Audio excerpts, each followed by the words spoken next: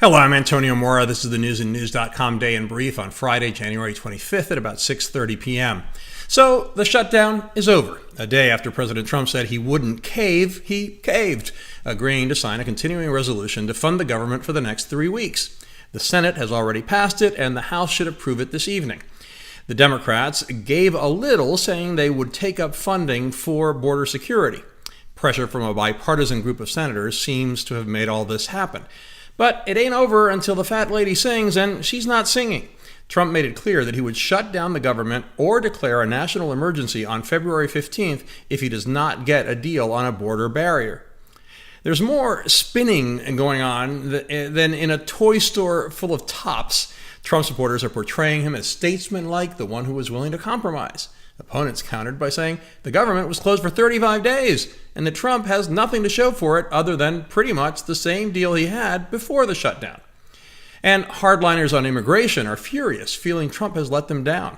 Ann Coulter's tweet encapsulated their reaction with a questionable historical comparison. Quote, "Good news for George Herbert Walker Bush. As of today, he is no longer the biggest wimp to serve as President of the United States." The day began with another huge story. Heavily armed FBI agents swarmed the Fort Lauderdale house of top Trump ally Roger Stone. Special Counsel Mueller has charged him with 7 counts, including witness tampering, obstruction of justice, and lying to Congress.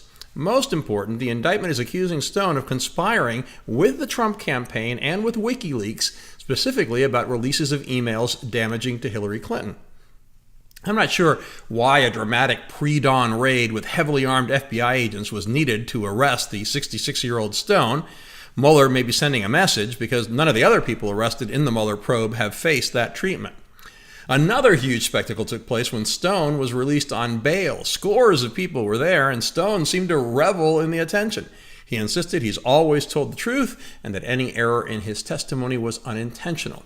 He also emphasized he would not bear false witness against Trump and that he would not testify against him at all. In response, Trump denounced the arrest, tweeting, "Human traffickers are treated better."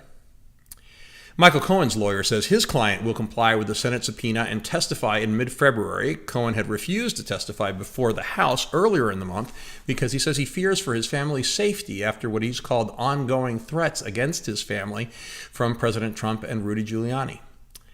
Yesterday, we told you that congressional Democrats were investigating the White House process for granting security clearances. Now, NBC is reporting that Jared Kushner's application for a top-secret clearance was rejected by security specialists because of concerns about potential foreign influence on Trump's son-in-law.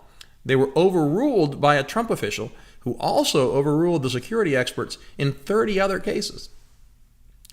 The conservative Koch political network is again refusing to support Trump in 2020. The decision reflects a narrow path that the powerful organization is walking in the Trump era. How to align with the president on some policy issues while withholding its electoral funding firepower to help him.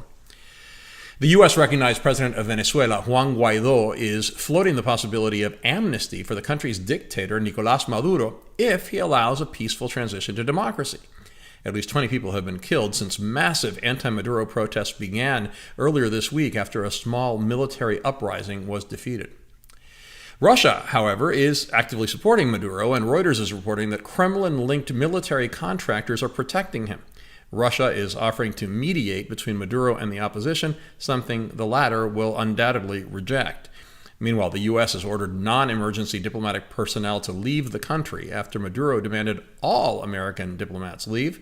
But essential U.S. diplomats will ignore that order as illegitimate, and that could lead to a confrontation with Maduro, which could quickly and dangerously escalate the crisis.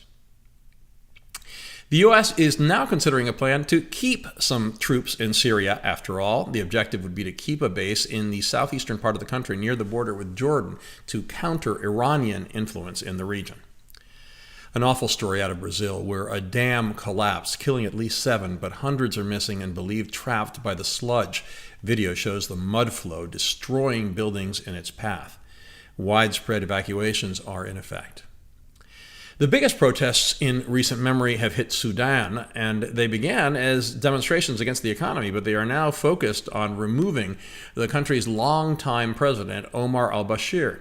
Dozens have been killed in clashes with security forces. Al-Bashir has controlled the country for the past 30 years. He's been charged with genocide and war crimes in Darfur.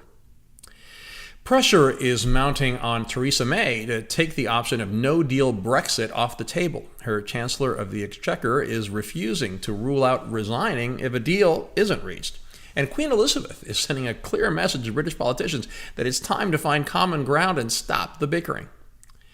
In our alternate universes segment, The Great Divide Between Conservative and Liberal Media, the spinning of the Roger Stone story was also a sight to behold on the cable news networks. The conservative folks quickly turned to highlighting the poor treatment Stone received, conveniently diminishing the importance of his arrest. On the liberal side, the Stone story pushed almost everything else aside until the end of the shutdown was announced. And at times, you would have thought Stone's arrest guaranteed that Trump would go down with him. Why is it so hard for journalists to even attempt these days to be objective? Finally, some rare good news. A missing 3-year-old North Carolina boy was found on the third day of a search less than a mile from where he disappeared after wandering into thick woods. He was cold but in good health and wanted to watch Netflix, which is what I intend to do this weekend.